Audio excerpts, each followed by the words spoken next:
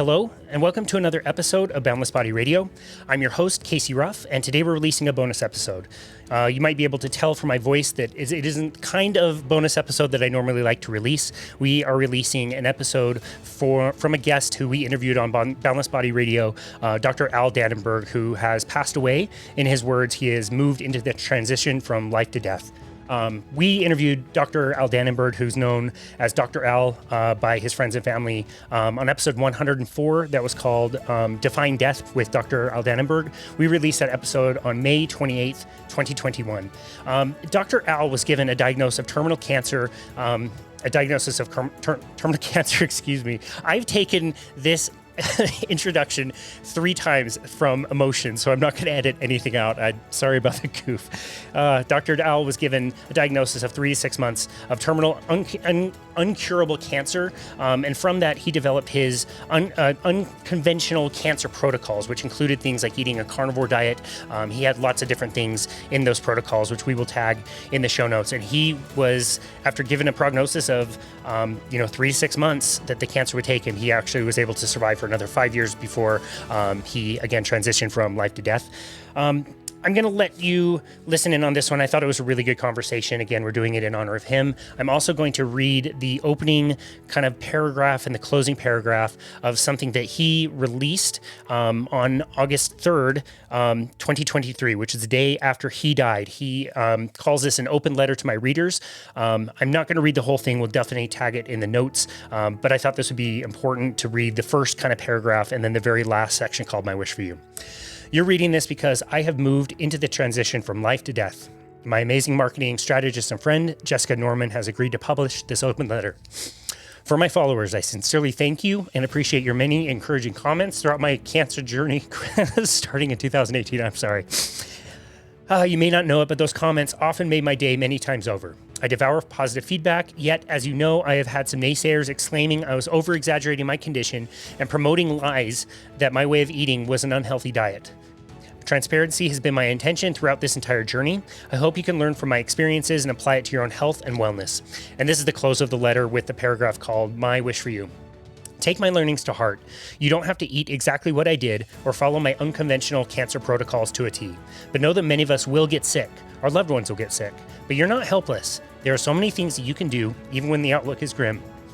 Take it from me, not only did I outlive my prognosis, but I was able to thrive during that time. Pay attention to your gut health, make dental health a priority, eliminate things you know are bad for you, even if the FDA allows them to remain in our lives or not. Making these changes to your daily life will empower you to retain your good health for as long as possible. And take it from me, your health is the most priceless form of wealth. God bless, Dr. Al. Okay, I'm going to close out of this one, obviously a little bit emotional. Enjoy this episode. He was a great man who left a lot of great teachings and it helped a lot of people. We're not going to leave a call to action at the end of this, so just thank you so much for listening to Boundless Body Radio.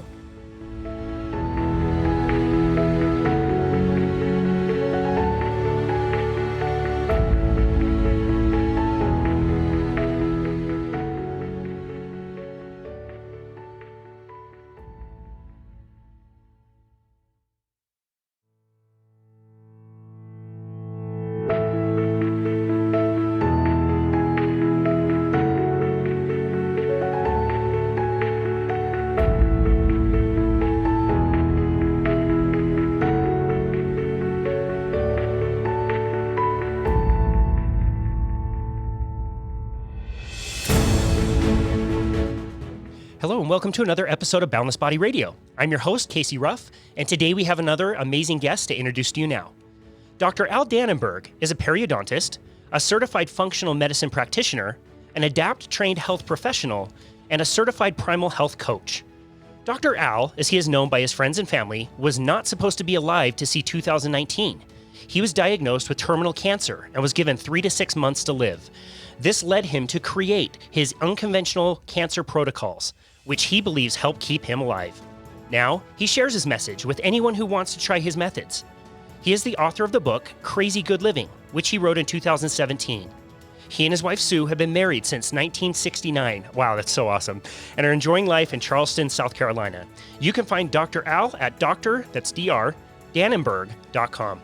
Dr. Al Danenberg, what a pleasure and honor it is to host you on our show, Boundless Body Radio. Thanks for coming. Well, thank you for the opportunity. It is a pleasure. Absolutely. We have so many different and interesting things to talk about with you. You have lived a crazy, crazy life. And the only thing that makes me like believe that you've actually gone through it is that you are the age that you claim to be, but you don't look at all like you're the age you claim to be. You've got a birthday coming up tomorrow. How old are you going to be? I will be 74. Wow. Yeah. Yeah, it's unbelievable when we look at you and see how healthy and fit you look, how well you've taken care of yourself. That's quite amazing. 74 years old. Thank you. I mean, obviously, this is the way I wanted it to be, right? Yeah, exactly. It's the right side of the dirt that you want to be on, for sure. Definitely. Well, in those 74 years, you seem to have experienced a thing or two. You seem to have learned a thing or two. I want to talk first about your career. What made you want to do a career in dentistry? Wow. So we are really going back in time, Let's see. For some reason, I thought the healthcare profession was interesting. Even when I was in high school, I thought I really wanted to get into healthcare. Had no idea what kind of healthcare. I had a job. I was living in Baltimore, Maryland. I had a job in Washington, D.C., and it was, I can't remember what year in high school or college it was, and I was actually a delivery boy for a dental lab that were creating dentures and crowns and dental products for patients or doctors to provide their patients. And my job was to take this stuff from the dental lab and go to the different dental offices to deliver to the dentist, who would in turn would provide it to their patients. And I got to meet, I don't know, 20, 25 different dentists on a regular basis. And we kind of schmooze, and I got to learn a little bit about their lifestyle and the career that they had engaged with. And it just was fascinating to me. So from that point on, I thought, dentistry would be a good healthcare profession, and it met my needs, I thought. So I went to college, University, Maryland, and eventually got into dental school. And when I got into dental school, I loved the concept of gum treatment, gum disease, and specialized, after I got out of dental school, in a specialty called periodontics or periodontology, which is the specialty of treating gums and jawbone from infections and that type of stuff.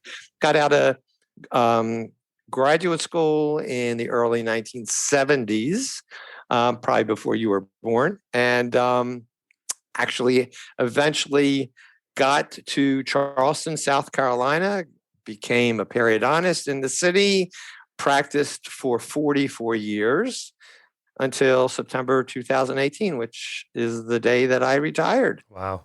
So when you look back on your career, what were some of the major changes that you saw in kind of the evolution of, periodontics themselves? Like what things were you doing in the beginning of your career that you weren't necessarily doing later on? Great question. So I was trained in a very conventional way, meaning I knew nothing about nutrition. And really the mouth was almost an island unto itself.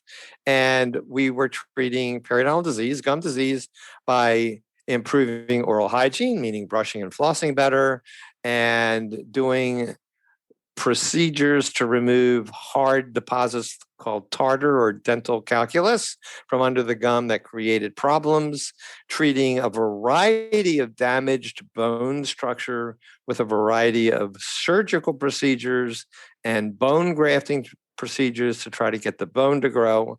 Eventually, implants started to become popular in dentistry, so I was learning how to place implants properly. So as a periodontist, I not only treated gum disease and bone problems with surgery, but I also was replacing teeth with implants. And that's kind of the schedule that I was going through very conventionally until about 7 or 8 years before I retired. So I guess about 2010. 2010, I started to learn about laser treatments and some very specific lasers in the area of periodontics that not only treated the disease extremely well, but also allowed me to regenerate jawbone that was damaged in patients. And the beautiful thing was that this laser procedure, which was not only very well documented all over the world at this point, but you had to be licensed to do it. So you really had to learn the technology very, very well before you could even do it on patients. So it took about a year and a half to learn and get licensed in this procedure. So when I finally learned it, I was getting results that I could never get conventionally years before. And in addition, it was a non-surgical procedure in that the gum tissue did not have to be cut to treat this disease or the bone. And in addition, the patients the next day could go about their normal routine. They didn't have to deal with healing gum and bone surgery, which could take several weeks and was very painful previously. So that was a major change in my way of treating active periodontal disease. But there were a few other things that happened. So at the age of 59, please stop me as soon as it gets boring. No, this is great. At the age of 59, before I had really started doing these procedures, I had a stroke, believe it or not. I thought I was a healthy guy. I obviously was not. And I had a stroke. My docs, conventional medicine docs, saved my life. They put me on 7 medicines for the rest of my life. And I was very uncomfortable because I didn't know why I had a stroke. The doctors had no idea. They said, eat a healthier diet, exercise. What did that mean? And then I needed to figure out what was going on in my body. So I went to the organizations that most people might go to, like the American Cancer Society, the American Heart Association, American Diabetic Association, to try to figure out what was wrong with my diet or lifestyle. And they all had similar ideas, and I started to incorporate them. And along the way, I learned the laser procedures and got involved with them, but I was still on 7 medications. I was about 187 pounds, lost a few pounds, but I still was on 7 medications until the age of 66. So at the age of 66, I found a course at the Kripalu Center for Yoga and Health, of all places, that was for healthcare professionals, and it was going to explain and summarize healthy nutrition. And I thought this was just going to be ideal for me. I was going to really hone in my skills and confirm everything I was doing. And I took the course. Like I said, it's a 5-day course, very intensive, maybe 6 or 7 professors that were giving the course. And during that time, I learned that almost everything I was doing was wrong. And I learned about paleo nutrition and paleo lifestyle. And that blew me away. And I called my wife and I said, look, I have some new ideas I want to incorporate when I get home. And of course, she had some different ideas. But when I got home, we bumped heads a little bit. And she said, okay, I'll give you 30 days. Let's see how it goes. So if you're familiar with a paleo diet, I removed grains and I removed legumes and processed sugars and processed seed and vegetable oils, all from my pantry and all the frozen foods and everything that we had. We had 7 bags of groceries to take to the food bank. Wow. And we basically had no food in the house. So my wife and I went out shopping to start buying organic food. And we learned about how to shop at a farmer's market. And we started to buy pasture-raised animal products. And it was an amazing thing. Wow. So here's the important thing. At the age of 66, I learned this. And by the age of 68, 2 years of literally changing my lifestyle and diet, I got off all 7 medications. Wow. I lost over 35 pounds. And I thought I was the picture of health. I thought I was the senior poster boy for a healthy lifestyle. Wow. And now I started to incorporate these new concepts of nutrition and lifestyle with my cutting edge laser treatment I was doing with my patients already. And I was turning the world on end. I was putting together things that no other periodontist that I knew of was doing with their patients. Wow. And my patients were getting phenomenal results. Not only was I getting healthier, my patients were getting healthier. Wow. And so this is the age of 66, and I'm continuing on my path. And I started to get a little bit of notoriety. I wrote a book. I started to do seminars around the country. I was doing consults all over the world. And by let's see, it would be April of 2018. I'm asked to, and I've been speaking quite a bit everywhere, and I was asked to speak at the Paleo FX meeting in Austin, Texas. So April 2018, I'm 71 years old now. And again, I'm telling you, I really felt I was the senior poster boy for a healthy lifestyle. So I'm going to go to Austin, Texas from Charleston, South Carolina, where I live, and deliver this little speech that I prepared. So when I'm traveling from Charleston to Austin, I have to go through Atlanta, big airport.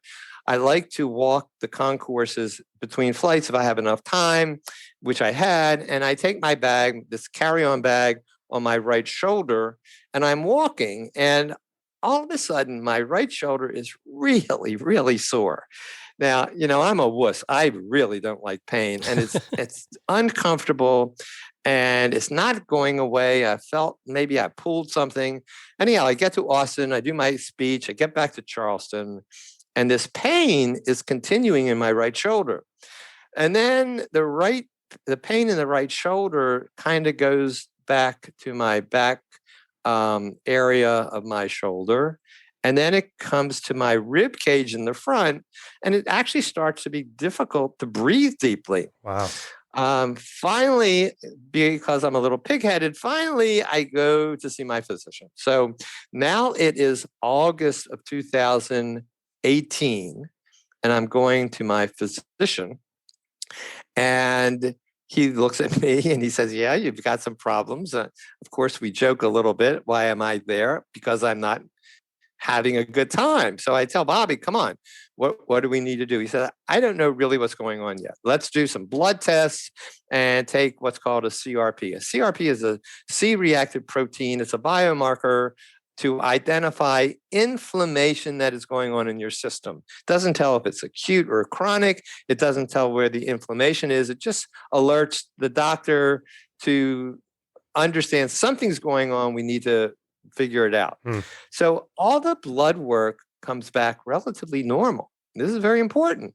All the blood work comes back normal, except the C-reactive protein is way out of line, and it's basically saying, I have some serious inflammation in my body, but we don't know what it is. So my physician, again, this is August of 2018, orders an MRI. It's a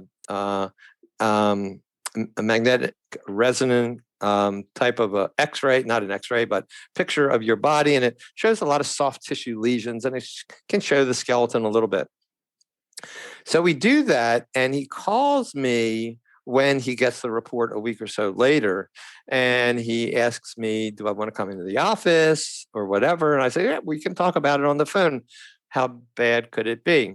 So he starts to joke around, and he says, did you get beaten up, or did you fall down some stairs? And I said, of course I didn't. I just was carrying this bag, and my shoulder just got so sore, and eventually it started to hurt my chest. And he said, well, let me tell you what I think it is. And he tells me, first of all, that he sees a compression fracture in one of my vertebrae. Wow. He sees several broken ribs and a hairline fracture in my pelvis. And then he says, after he jokes around initially, he says, I think you have either lymphoma, leukemia, or multiple myeloma. Wow. Wow. First of all, these are 3 cancers. How is it possible that this 71-year-old guy who thinks he's the picture of a senior, healthy individual have cancer when he is living such a healthy lifestyle for the last, I don't know, 6 or so years? Blew me away. My life came crumbling down instantly because I knew that life would be no longer the same. So he says, I need to get you to an oncologist. I don't know any oncologists, obviously. He recommends a great person who actually is my oncologist today. And my wife and 2 adult children come to the office. Before that, the oncologist orders quite a number of different types of blood tests. And by the way, I didn't tell you that the MRI also showed a soft tissue mass on the side of my spine, about 2 centimeters wide. So we're getting a biopsy of that also. Wow. So I go into my oncologist's office. And again, my wife and 2 adult children are there. He's a wonderful guy. He shows me all the data that he's collected. And he basically tells me that the disease I have is called IgA kappa, light chain multiple myeloma, with innumerable lytic lesions of my entire skeleton. So what does that mean? It's a bone marrow cancer. It's a cancer of my plasma cells, which are the cells that create antibodies in my body. And I have all these holes in my skeleton, like a person with severe osteoporosis, which is the result of my multiple myeloma. Wow. And that's why I have pain and I have all these fractures, because my bones are so fragile, a bend or a twist could break them like a toothpick. So this is what I am thrown against at this moment. And then he says, your disease is incurable. So there is no cure for this type of multiple myeloma. And he gives me 3 to 6 months to live. Wow. So he says, now we can extend that if you get started with chemotherapy tomorrow. And he goes into the rigmarole of the treatment. And I say, well, wait a minute. Why would I even consider chemotherapy if my disease is incurable and I'm going to die? Right. He said, well, if you do chemotherapy, you're going to go into remission. And when you're in remission, you're going to be fine until the disease comes back. And when it comes back, we'll have to give you different chemotherapy, more caustic because the original wouldn't work any longer, so that you can go into remission. So I'm saying, of course, I'm thinking these questions very rapidly, and I'm asking him, well, what's going to happen to the quality of my life? It's going, you're going to get more caustic. And he says, well, unfortunately, while you're in treatment, the quality of your life is going to go down. And obviously, we don't have a cure for this disease. So eventually, you will succumb to multiple myeloma. And of course, my next question is, well, how am I going to die? Because I need to know this. And so he tells me most multiple myeloma patients die from either severe anemia and bleeding because the red blood cells are being pushed out because of the malignant plasma cells, or I will die from an infection that can not be treated because my immune system is going to be so shot, my body cannot even heal itself, even with masses of antibiotic therapy, or I will go into kidney failure and die because of that. Wow. Yeah. So, wow. So I believe to make a very quick decision. I'm looking at my wife. She knows my beliefs at this point, and I say, I reject chemotherapy. Why would I put myself through caustic, archaic therapies like chemotherapy to destroy my entire immune system and then hope it's going to get rebuilt and still have a decrease in my quality of life, and eventually I'm going to die from this disease anyhow? Wow. The only thing that meant anything to me was quality of life. And I felt great except for the pain. Now, the pain was basically because of the broken ribs piercing my lungs as I was trying to take deep breaths.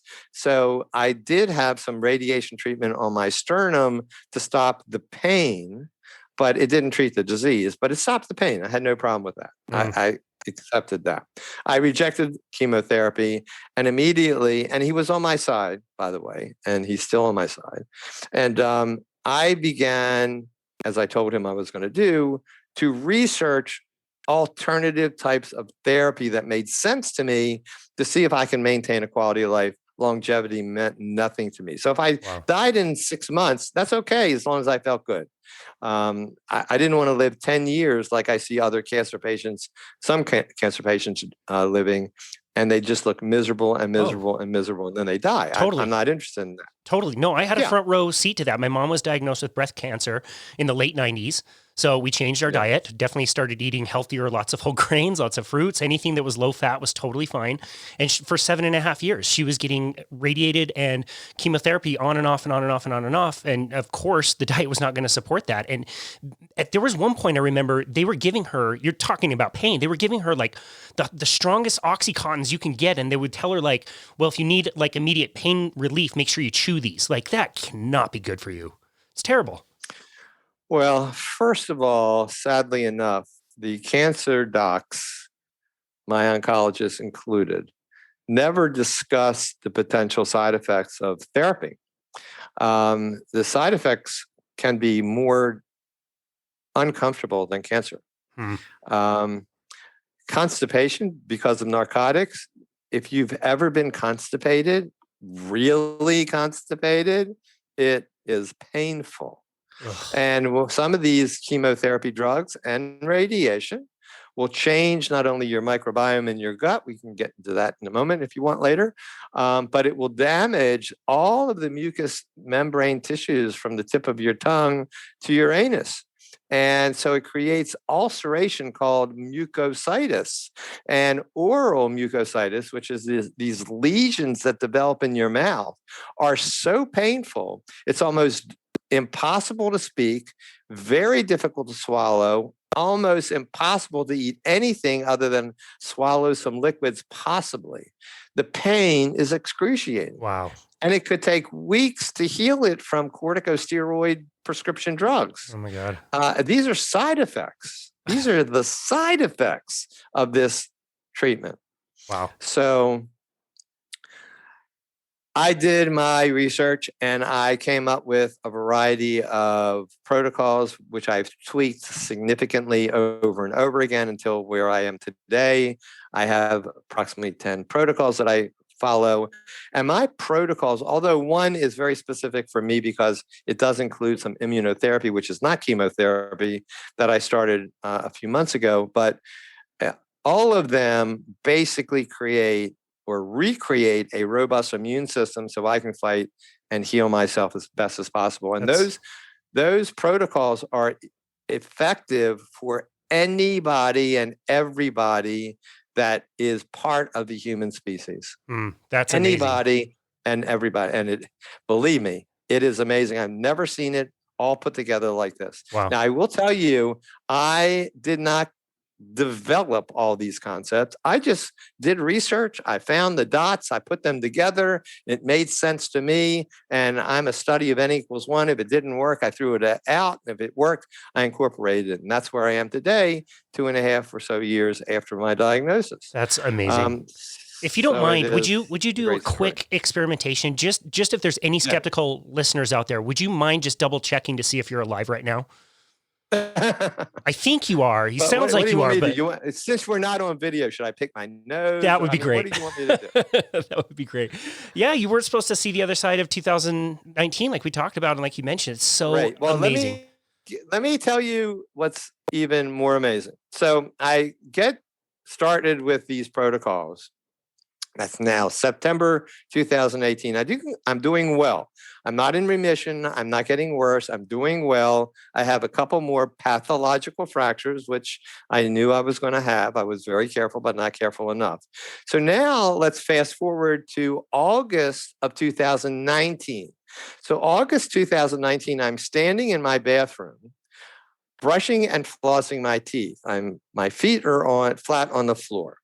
Now, I go to throw my dental floss into the trash can, which is to my left. So again, envision this. I'm standing on the floor. I twist 90 degrees to the left. My feet are still on the floor. Twist 90 degrees to the left. So I take my right arm to throw the dental floss in the trash can. As soon as I get to that point of 90 degrees or so, my right femur snaps in half. Oh. I crashed to the, obviously. In that moment, I break 2 more ribs and my right humerus snaps in half. So now I am literally on the floor. I'm assuming I'm on my right side. I can't remember. I guess I am. Writhing in pain. I'm screaming for my wife who's in the other room. And everything is going through my mind. And one of the things that's going through my mind is, number one, I know I'm in bad shape because I see my right arm and my right leg in positions that I could never bend them. Ugh. And I know that my oncologist gave me 3 to 6 months to live. It's been now a year, so I've outlived my prognosis. And I also know, unfortunately, from people and patients that I've known in the past, if they've ever had a fractured hip, they tend to really go down medically die very soon. Yeah, they're done. Yeah. Yeah. So the right side of my body, I think, is really in terrible shape because of these fractures. I know my bone, I know my plasma cell malignancy, and I'm ready to die. And I really want to die because I can never imagine myself having any quality of life from that point on because of all these fractures. So my wife eventually gets into the room. She's screaming and crying and everything that you can imagine emotionally is happening. She calls EMS. They come. They eventually get me out, on a stretcher, take me to the hospital. My right femur is ready because it's snapped in half. It's very like a chicken bone, very sharp. I'm assuming it's ready to perforate the femoral artery. I would have bled to death. So they fixed that. My right humerus, they don't fix because I reject anything else. And of course, they don't do anything for the ribs. And they send me to a hospice hospital to die. So this is the end of August 2019. I'm in a hospice hospital to die. I am catheterized. I am on heavy narcotics and other meds, literally bedridden, can't really move myself.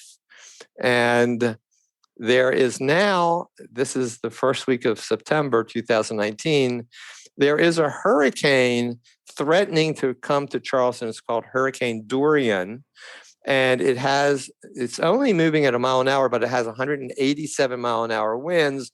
And it is predicted to strike around the hospital area. Wow. So the hospital is ordered to evacuate all their patients. They don't know where to send me. My wife's a nurse. She arranges for a hospital bed. They send me to my home.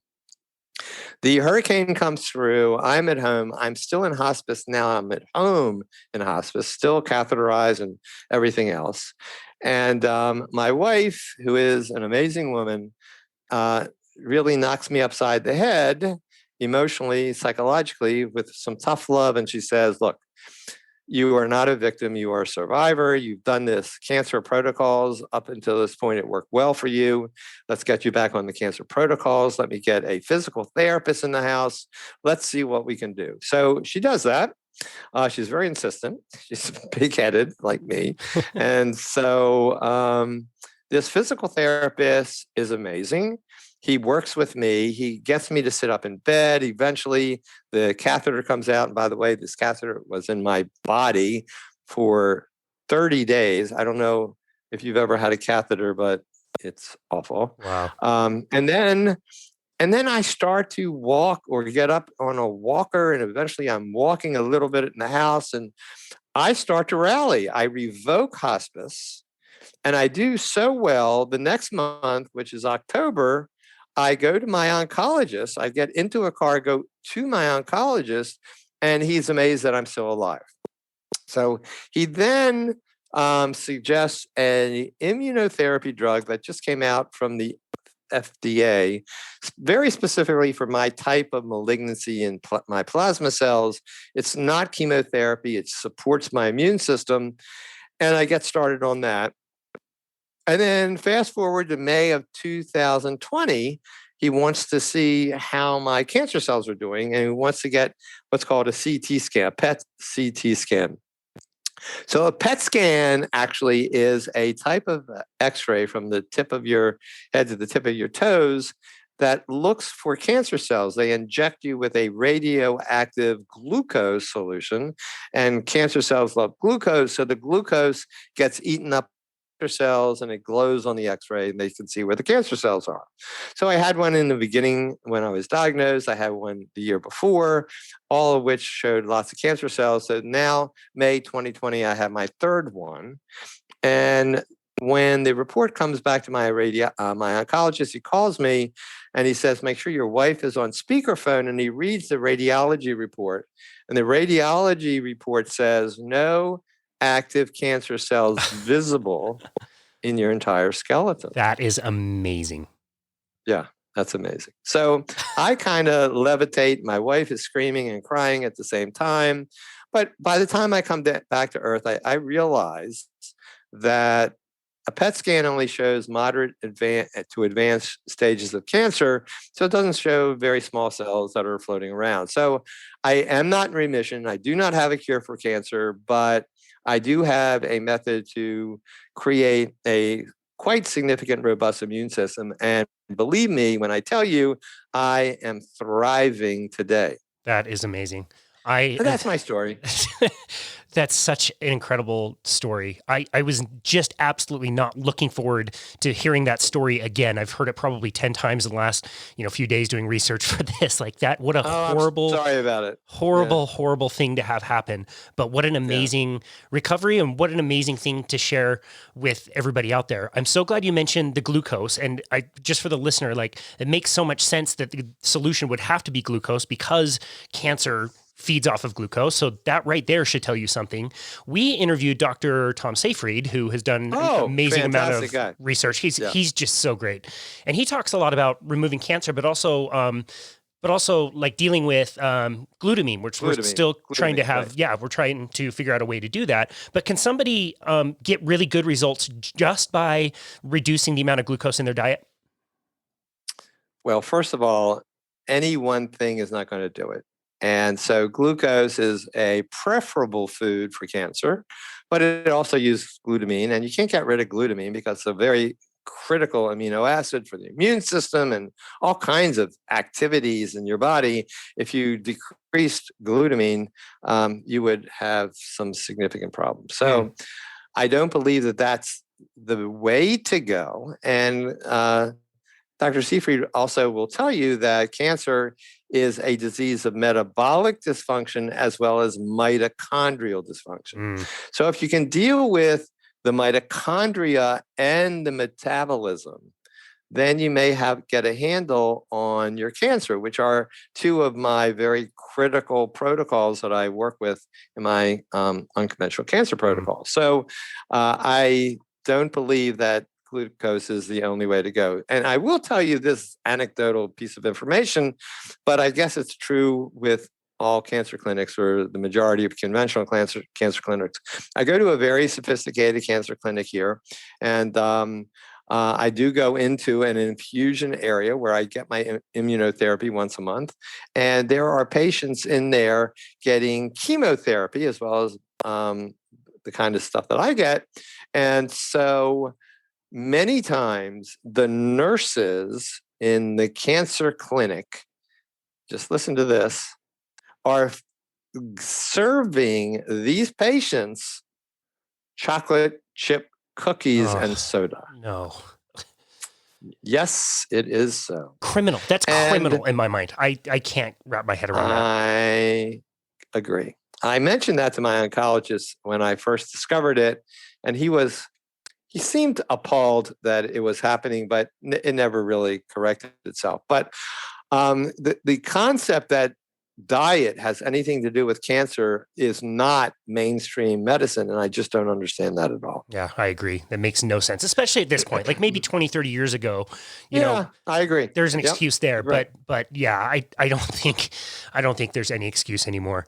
I'm so glad you mentioned that you need the whole plan to be able to make it work. It's not just one thing. If you could choose maybe 2 or 3 of the top lifestyle changes that somebody could make from Absolutely. your unconventional, cancer protocols, I'd love to hear about them. Yes. So I evolved with my diet. Originally, I was on a paleo diet, like I told you, when I went to the Kripalu Center for Yoga and Health, and I lived with a paleo diet very successfully. By the way, just remind me, I want to tell you why I think I have cancer, because I think I've gotten to the roots of it. But so the paleo diet was great, but when I was diagnosed in September 2018, I realized that I needed to be a little more strict. And I went to what's called an autoimmune paleo diet, where you eliminate certain things that affect the immune system in a negative way, especially nightshades, a few things. Certainly milk was not good for the diet.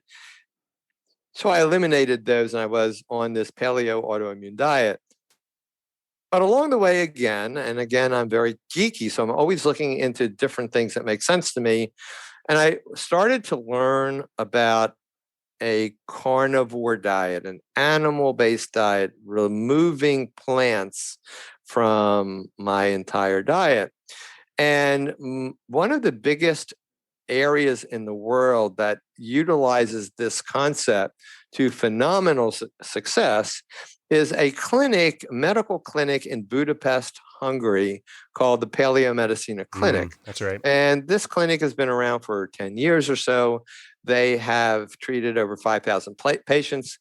They basically treat severe chronic diseases and all kinds of types of cancer.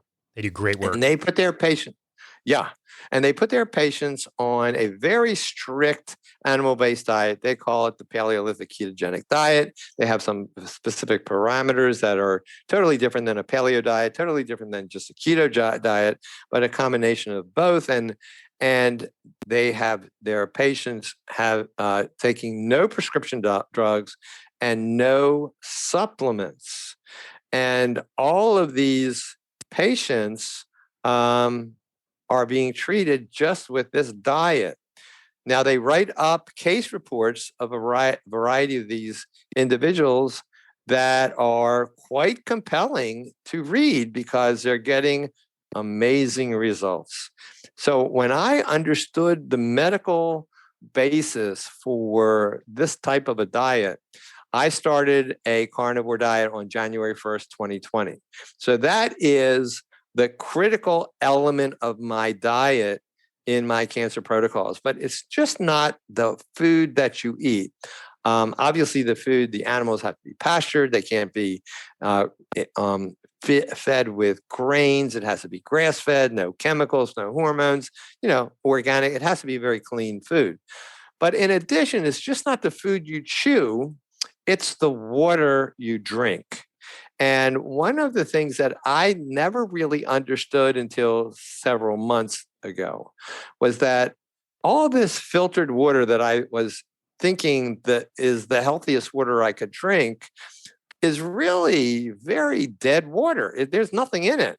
There's no minerals anymore. Now you can get filtered water that now, like reverse osmosis and whatever, and then add synthetic man-made chemical electrolytes if you want. But still, how many of those are in the arena of trace that is in a natural state? So what I've learned to do is to just drink mineral water, real mineral water. My favorites are Evian from France, or Fiji from the Fiji Islands, or Gerolsteiner from Germany, and they are loaded with minerals. In addition, I drink a glass of Soleil every morning. Now, Soleil is not something you buy, but Soleil you prepare. Soleil is a concentrated form of Himalayan salt. So if you're familiar with Himalayan salt, from the Himalayan mountains.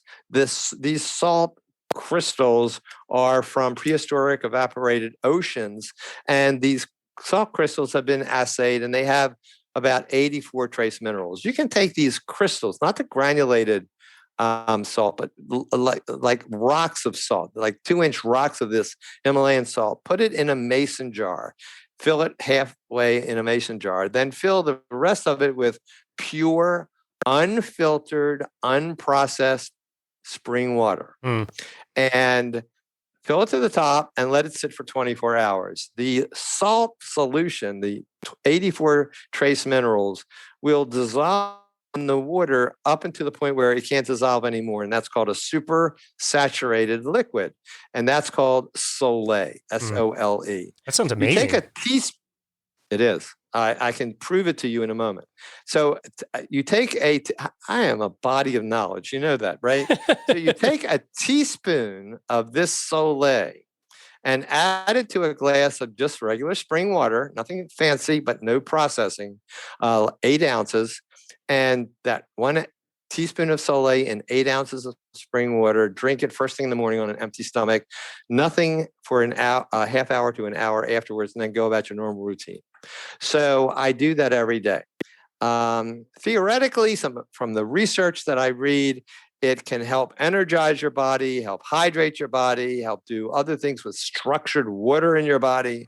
All these things are very difficult to prove, but I will tell you something fascinating. When I started my animal-based diet in January of 2020, one of the blood tests that I have every 4 weeks is a BUN, blood urea nitrogen. It identifies kidney function and a few other things, but it also, if you're eating a tremendous amount of excess protein, it can be a high level. If you're dehydrated or you have diarrhea or you're vomiting, it could go high. Well, from the day I was starting my animal-based diet, my BUN started to go high normal and significantly above normal all the time. My oncologist was constantly telling me I had to hydrate better because my kidneys were functioning quite normally. And I was telling him I was drinking so much water, I couldn't improve it. So when I learned about Sole maybe 5 months ago, I started drinking Sole. Amazing. And the only thing that is different is the Sole, 8 ounces of the Sole in the morning. So when I have had my BUN since then, every month, maybe 4 or 5 months now, my BUN has dropped significantly to the low normal range, which is perfect. And the only reason is that my body is getting hydrated better. And the energetic vibration of this water, because of the electrolyte chemistry and frequencies that are potentially there, I believe has made a huge difference. That's amazing. We'll definitely have to link to that in the show notes. I don't think people really understand how important the quality of water is. I was fortunate enough to learn about this from a podcast that was done maybe like 4 or 5 years ago. And the guy who did it, his name's Daniel Vitalis. He was the host of the Rewild Yourself podcast. He actually started a website called findaspring.com.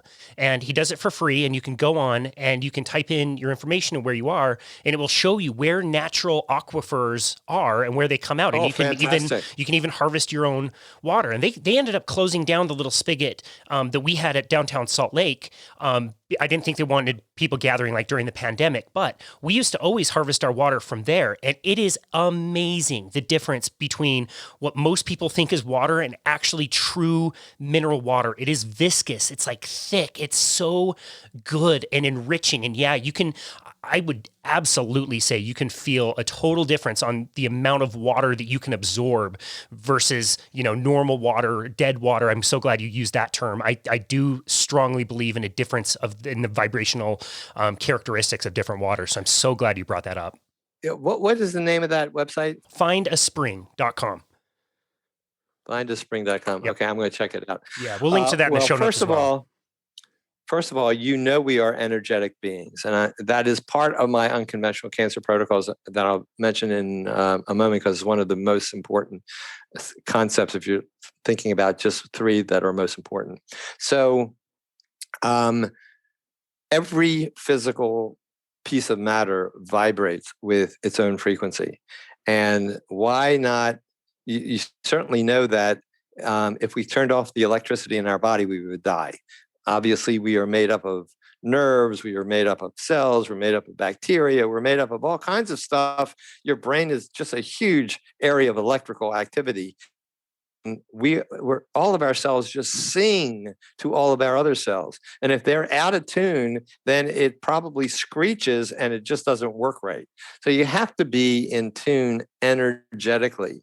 And there's some interesting ways to do that. But my first concept, like I said, is the diet and the water. The second protocol that's extremely critical, probably as critical as diet, is a healthy gut microbiome. And not just the fact that it's healthy, it has to have significant diversity of microbiome species and numbers of different species. And that parameter is called alpha diversity.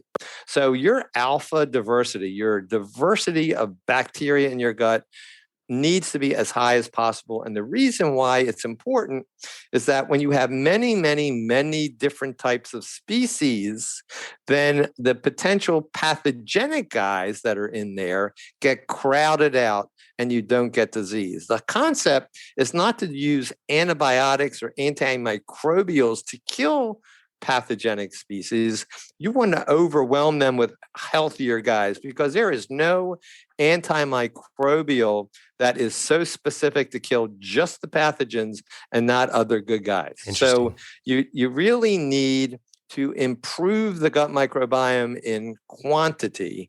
And by doing that, you will decrease the potential pathogenic species so that your body can heal itself. And this enhances, again, your immune system. Gotcha. So I have a question around that. Honest question. Sure. Like, I think a lot of people get confused when we talk about diversity in the microbiome. Can you have a very diverse microbiome when you're not having a vast, diverse difference of food? You're eating basically the same thing? Well, definitely food will change the microbiome. And there was a study that was published a couple years back that showed clearly that if you're on a plant-based diet, your microbiome has a certain signature. And if you change to an animal-based diet, in 24 hours, that signature changes completely. Wow. And then if you change back to a plant-based diet, then it reverses itself to a different type of microbiome. So your food has a tremendous amount to do with the kind of species that are living there. But if you're eating foods that have what would be called anti-nutrients, chemicals that are damaging the gut microbiome or the layer of the gut, then you will damage the healthier species and get an overgrowth of pathogenic bacteria. And all of this is called dysbiosis. And when you get dysbiosis in the gut, you also create lesions or holes in the gut lining, which is called a leaky gut. And that lining is only one cell layer thick. So when you have these little holes start to form, toxic elements that should stay in the gut until they get out from the other end can leak into your bloodstream, create inflammation. And that inflammation can go to all organ systems and create chronic disease, as well as periodontal disease, as well as cancer. Wow. So all of this is so intricately and intimately related. Our body is such a phenomenal machine. We have no idea the complexity of this body. And to think that we have such brilliance that we can say, take this pill and you're going to be better, or take this whatever and it's going to give you a healthy microbiome. It just doesn't work that way. You need to do all kinds of things to support all these different pathways in your body. That's very well explained. Thank you so much. Anything else you'd like to talk about as far as the unconventional cancer protocols? Yeah. So the third thing, which I think is as critical as the first two that I mentioned, is that, like Dr. Seyfried said, that cancer is a disease of mitochondrial dysfunction. And as a matter of fact, all chronic disease is a disease of mitochondrial dysfunction. So mitochondria, for your listeners, probably most of them know, but mitochondria are our energy battery organelles in our cells. It's just like if you had a flashlight and you turn the button on, there'd be no light until you put the batteries in. But if you put the batteries in, you turn the button on, the light glows rather brightly. But if you don't turn the button off, the light starts to dim because the battery is weak and eventually the light goes out. So those batteries are, in essence, the mitochondria of every cell in our body except red blood cells. And so those mitochondria cause that cell to do what that cell is supposed to do. So if it's a liver cell, it does what a liver cell does. If it's a muscle cell, it does what the muscle cell needs to do, on and on and on. So when that energy contraption is breaking down, then the cell can't function correctly and it could become malignant. And that's where cancer basically emanates. So we need to have a healthy mitochondria. So what I do to support my mitochondria and also the epithelial, the cell membrane itself, is I incorporate pulsed electromagnetic field therapy in my routine 3 times a day. So I mentioned that you understand that water is an electrical vibrational entity. Our bodies are electrical beings.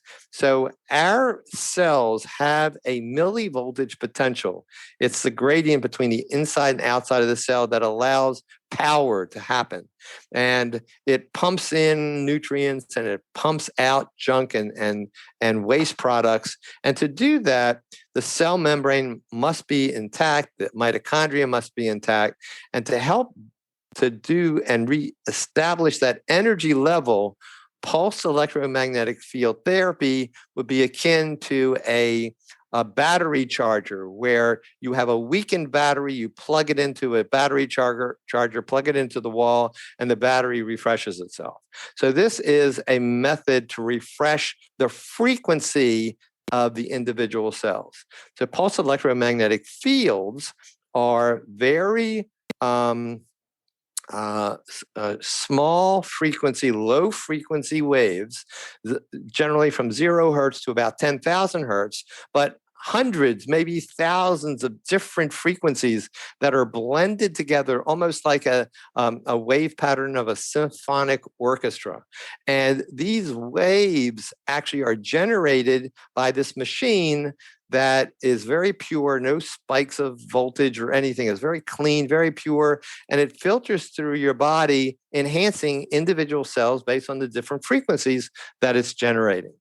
And I have had quite significant success using this with certain, you have to set up the right vibrational protocols, but I do this 3 times a day to help my body heal. That's amazing.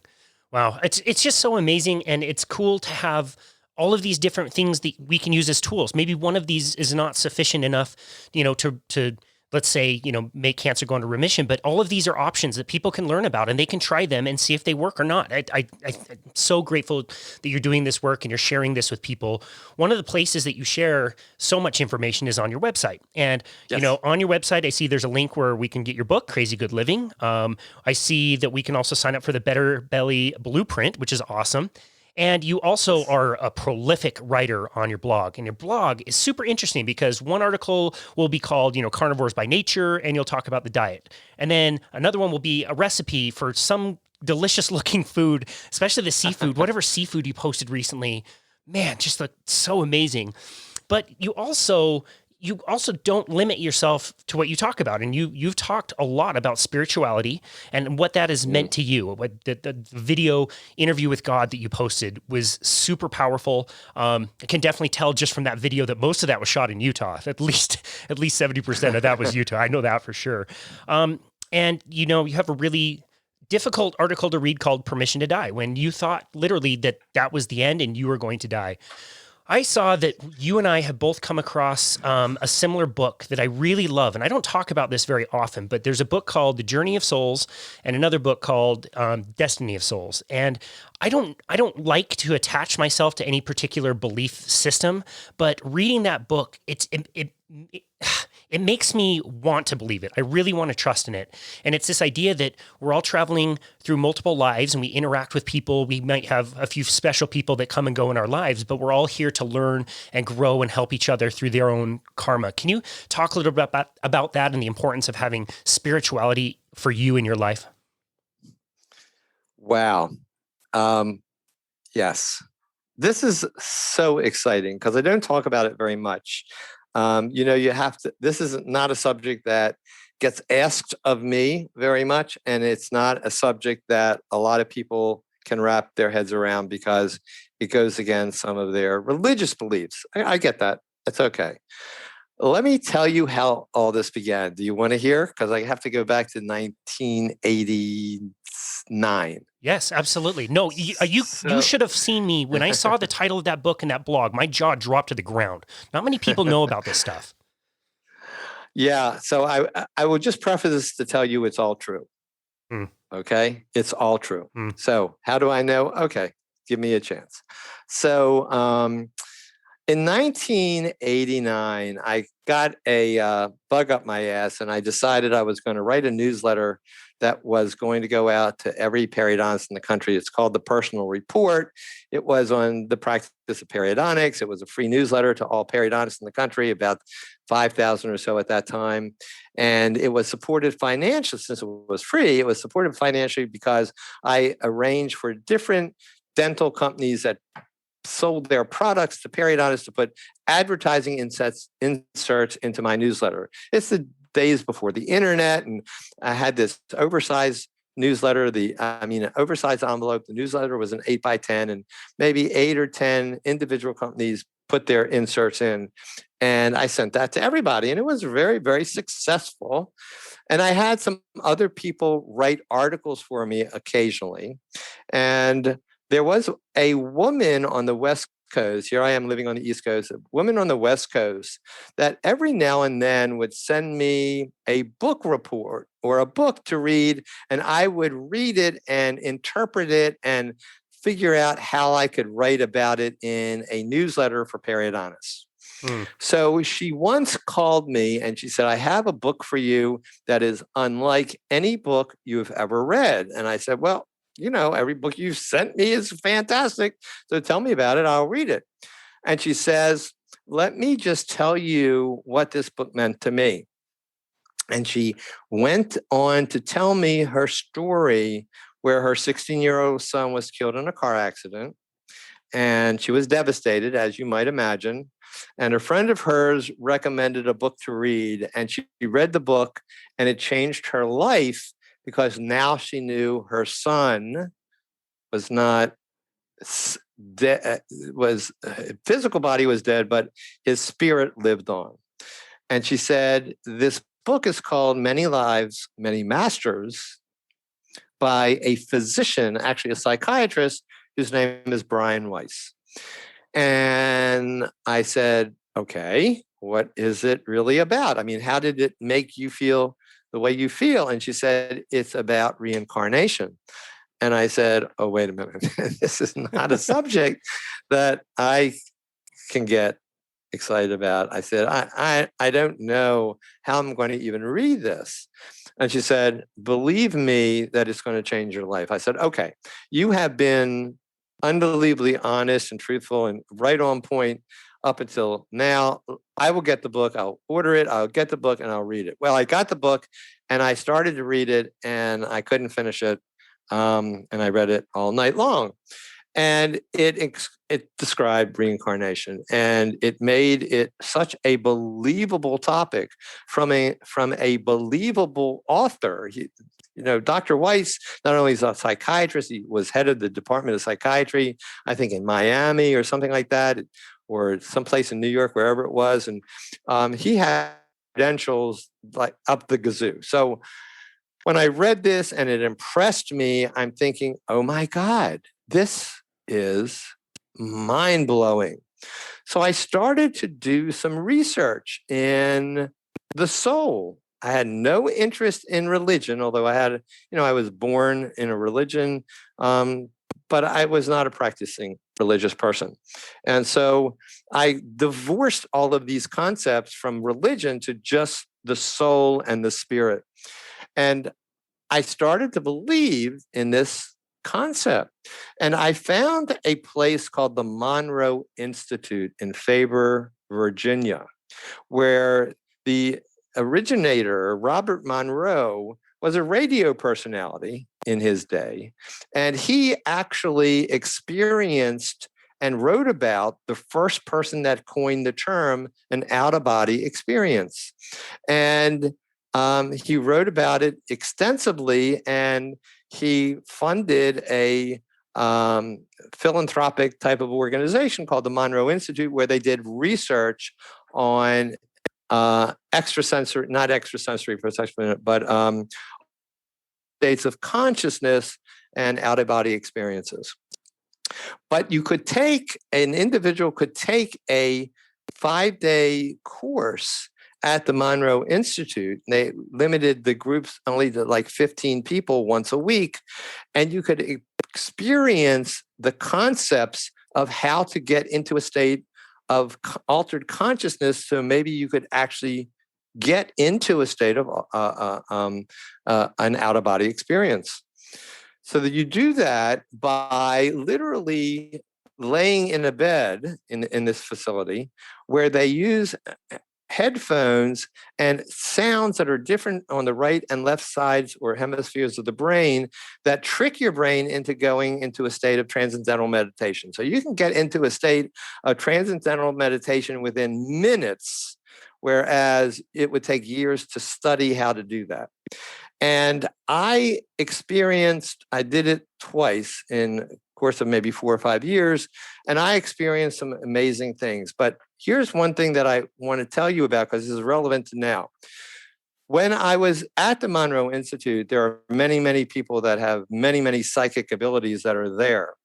And this psychic was walking with me and talked to me and explained to me how I could envision certain things and open doors to get into some of my deepest memories from lives gone by.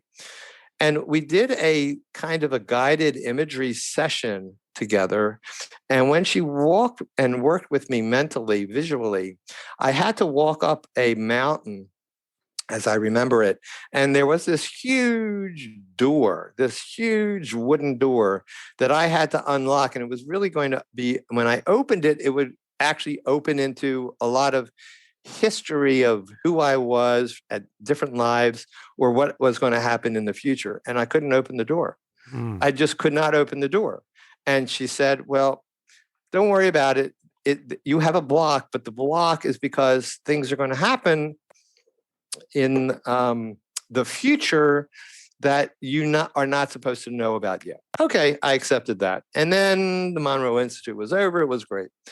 Years after that, I started to investigate more, and I learned about Michael Newton, and I learned about and read all of his books, but the two most exciting books, Journey of Souls and Destiny of Souls, I read.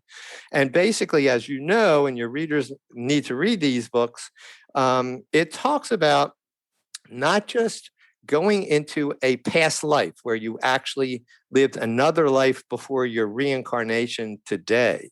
It goes into stages between a life and your spirit world before you get reborn or reincarnated in another physical body.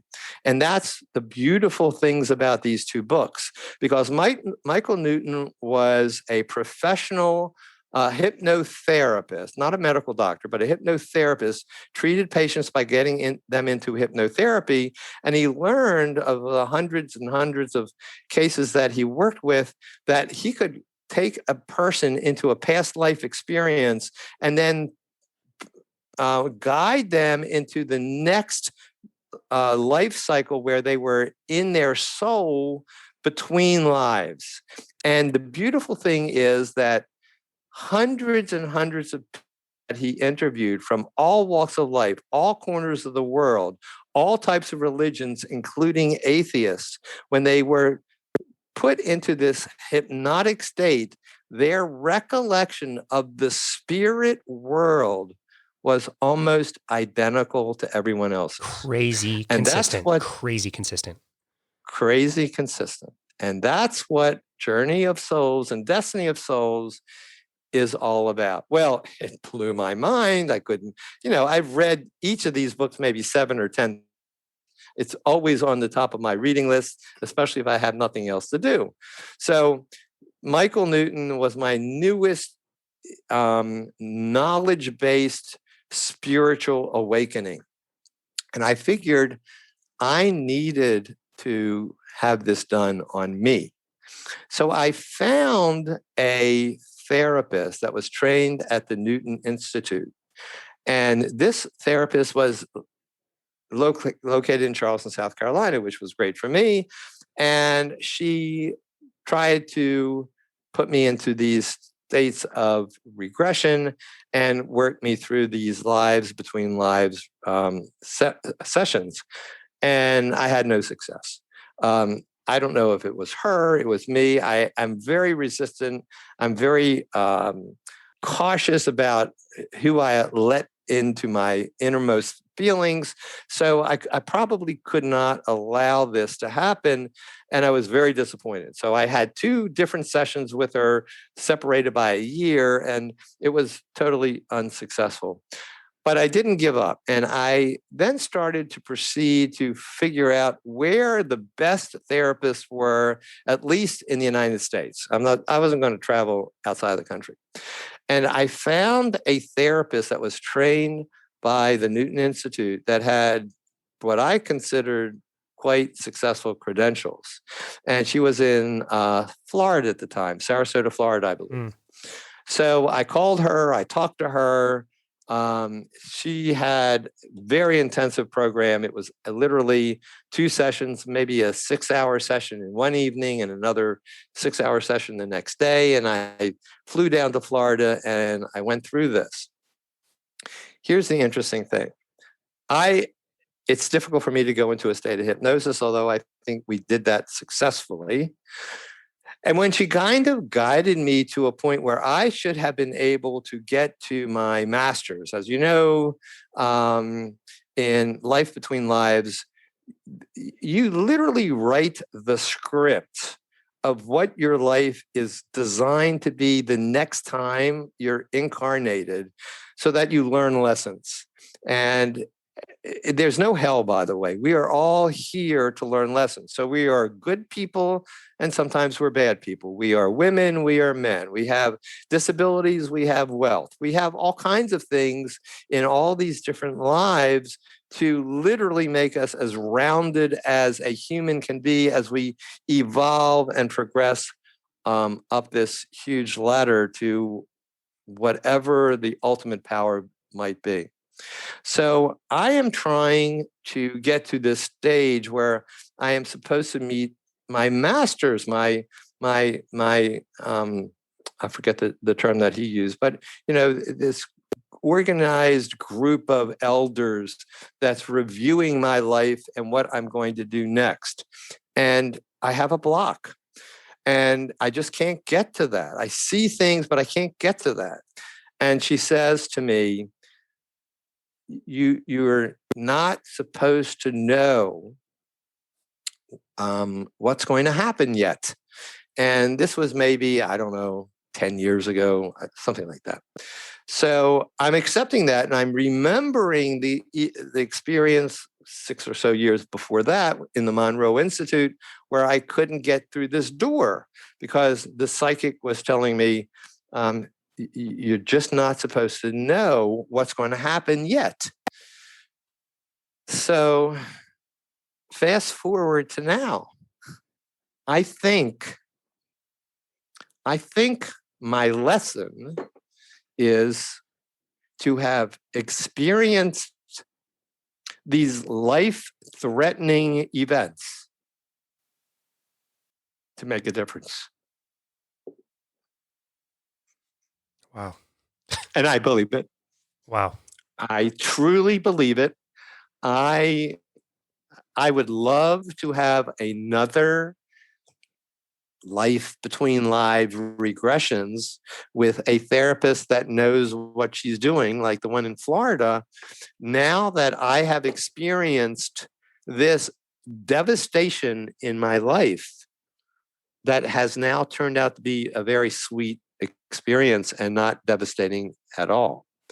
So when I tell you I believe that this is the case, I believe it with my entire heart and soul. I cannot prove it. This is not provable. But with all the reading I have done, with all the experiences I have had, and literally being on the edge of death, how much closer can you be to death than being in a hospice hospital and everybody's dying around you? And I would have died unless the hurricane took me from the hospital to my home, where my wife could literally shake me up and change my life. So I believe my purpose, and I'm not obviously going to live forever, but my purpose was to get through this huge block, which is cancer. How could I have understood cancer if I knew about it in the Monroe Institute, or if I knew about it when I was having regressions? Then I wouldn't have experienced the knowledge and learning that I was supposed to have. Wow. I just, the hair on the back of my neck is like standing straight up. That is such an amazing, incredible story and such an amazing life lesson. And I'm so, so, so grateful for you and being willing to talk about it and go there, because that can be very, personal and shaky to the core, but what an amazing experience and what an amazing lesson to take. And I know you are doing that work now and you're helping a lot of people, which is really amazing. If you had one simple thing you would like to leave with a listener from this amazing conversation, what would that one thing be? Sure. Well, you have to believe in yourself. And I do believe that we are an amazing machine. A human machine is an amazing machine. And we have the ability to heal ourselves until we die. And I would not take what a guy with a lot of letters after his name and a white coat tells you as gospel off the bat. I think you need to do a little research. I think you need to ask questions. If that physician doesn't want to answer your questions or resists anything that's alternative, I think you should fire him and find somebody else, because there are many, many, many people out there. Many are very integrative today. So I think you need to have different ideas of how to treat your disease if you have a life-threatening disease. But resilient individuals, we do know our bodies know how to heal ourselves. I will tell you that I have to say this in the correct way. The FDA will not allow this to go on YouTube, but it is important for all of us to understand that our immune system is the critical element to fight disease. It's not a pill that we take that all of a sudden makes us immune from a disease. It is not a shot in the arm that all of a sudden makes us superhuman. It doesn't work that way. Our bodies can fight any and every infection known to man until it can't. And if it can't, it can't. But there is no human pill to make you stronger than your body can be. The problem is we have destroyed our immune systems because we are eating the wrong foods, and they're promoted by all of the agricultural companies. We're taking in all kinds of chemicals and drugs, which are promoted by the pharmaceutical companies.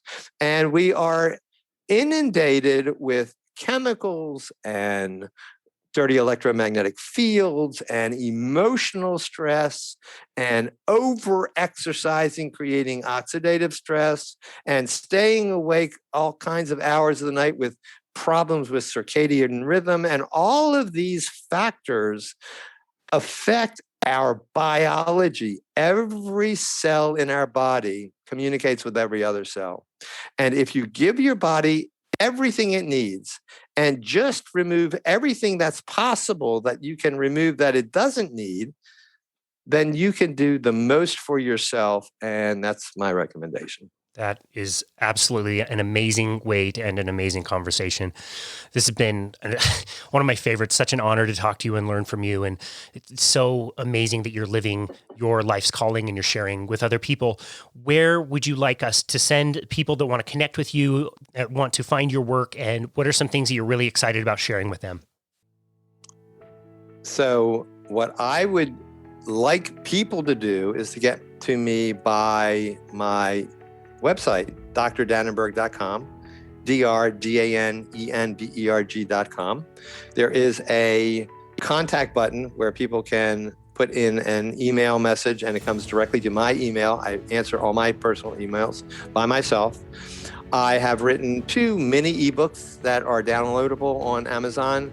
Better Belly Blueprint, which is my concept of an animal-based / plant type of diet, and also Is Your Gut Killing You, that talks in detail about what's going on with diet and our environment and the effects of our gut microbiome on our oral health, as well as all of our other organs.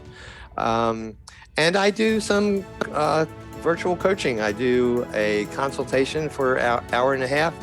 I get information from the individual that they send me online, and we have a very detailed conversation about concerns, dental, cancer, gut, other issues. That's about an hour and a half, like I said. And then I do a 12-week coaching program on balanced metabolic flexibility, where I help individuals get their other factors in line, like I've talked about my protocols, as well as creating what's called metabolic flexibility and a really robust immune system. That sounds amazing. We will definitely link to that in the show notes. I would highly encourage the listener to go take advantage of those materials because they are immense and wonderful. Dr. Al Danenberg, thank you so much. We're so grateful for you and for your time, and it's been an honor to have you here on our show. It's been fun. Thanks, Casey. Absolutely. And this has been another episode of Boundless Body Radio.